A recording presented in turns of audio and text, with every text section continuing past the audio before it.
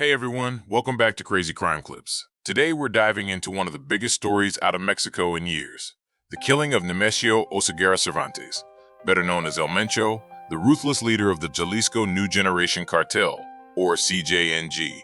This happened just days ago, on February 22nd, 2026, and it's already sparking chaos south of the border. But what does it mean for us here in the US? I'll break down how authorities finally tracked him down, the high-stakes raid that ended his reign, and why this could be a huge win in the fight against drugs flooding our streets. If you're into true crime, geopolitics, or just want to know how this affects America, hit that like button and subscribe for more. Let's get into it. First, a quick primer on who El Mencho was. Born in 1966 in Michoacan, Mexico, Nemesio Ruben Oseguera Cervantes rose from a small-time avocado farmer and petty criminal to one of the world's most wanted and dangerous men. He got his nickname El Mencho from a childhood moniker, and by the 2010s, he was running the CJNG, which he co-founded after splitting from the Sinaloa Cartel. This group isn't your average cartel. They're hyper-violent, tech-savvy, and control massive swaths of Mexico's drug trade. We're talking fentanyl, methamphetamine, heroin, and cocaine smuggled right into the U.S. El Mencho was a ghost for years. He evaded capture multiple times, including a close call in 2012 when Mexican soldiers raided his jungle compound, but he slipped away on foot.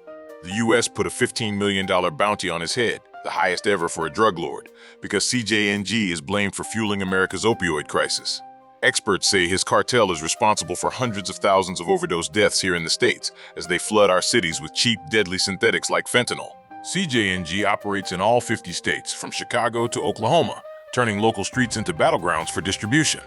This guy's death isn't just news, it's a potential turning point. So how did they finally catch up to him? It all started with a tip from an unlikely source. On February 20th, 2026, Mexican authorities got intelligence from a close associate of one of El Mencho's romantic partners. This trusted man spilled the beans on his location, leading straight to a secluded vacation rental called Cabañas La Loma in the mountain town of Tapalpa, Jalisco, about a 2-hour drive from Guadalajara. Tapalpa is a picturesque spot known for its pine forests and country clubs, but it became El Mencho's final hideout. Inside, they later found religious icons like crucifixes, Saint candles, and even a handwritten Psalm 91, a prayer for protection. Ironic, right? This wasn't just Mexican luck. The U.S. played a key role with intelligence support from a military-led task force focused on drug cartels. Under President Trump's push for tougher action against cartels, this collaboration was crucial. The DEA and other agencies had been hunting El Mencho for years, using everything from wiretaps to satellite imagery. This intel helped Mexican special forces pinpoint him in that wooded compound, about 3 miles southwest of town. The operation kicked off before dawn on Sunday, February 22nd. Mexican special forces, backed by the National Guard, helicopters, and aircraft, sealed off the area. As soldiers moved in, cartel gunmen opened fire, turning it into a fierce shootout. El Mencho and his inner circle fled to a nearby wooded cabin complex, where a second battle erupted. In the chaos, El Mencho was seriously wounded.